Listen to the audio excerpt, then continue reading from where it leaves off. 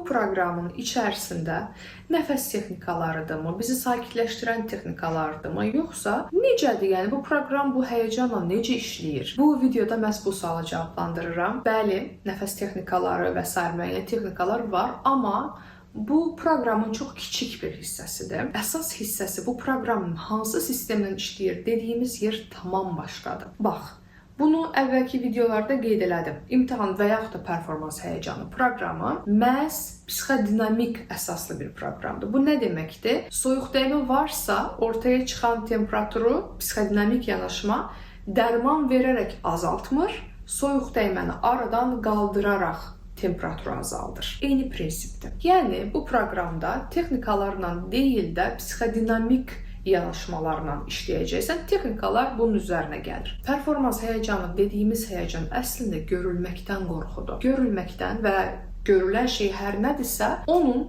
dəyərləndirilməyindən, xüsusən başqaları tərəfindən dəyərləndirilməyindən çox böyük tədirginlikdir. Çünki insan, performans həyəcanına sahib olan insan əslində altdan-alta bunu düşünür. Mən onsuz da bacarmıram, mənim elədiyim şey onsuz da yetərli deyil və bu ortaya çıxacaq. İnsanlar bunu görəcəklər, yəni necə olduğumu, eləyə bilmədiyimi, bütün bunları görəcəklər. Bəlkə mənə hücum eləyəcəklər, bəlkə mən rüsvay olacağam. Görəcəklər necə biri olduğumu və dəyərləndirəcəklər və mən bundan çox narahatam. Hətta bundan çox qorxuram, görülməkdən çox qorxuram. Performans həyəcanı dediyimiz şey məhz budur əslində və performans həyəcanı proqramında məhz bu qorxu ilə çox dərinliklə işləmək üçündür. Ona görə bu performans həyəcanı ilə işləmək üçün texnikalar mı var bu proqramda, yoxsa başqa bir şey mi var dediyiniz sualda bu var. Psixodinamik yanaşma var və sən bu şəkildə işləyirsən. Videolar bunun üzərinə qurulub. Texnikalar da varmı? Əlbəttə. Amma texnikalar proqramın, mən deyərdim ki,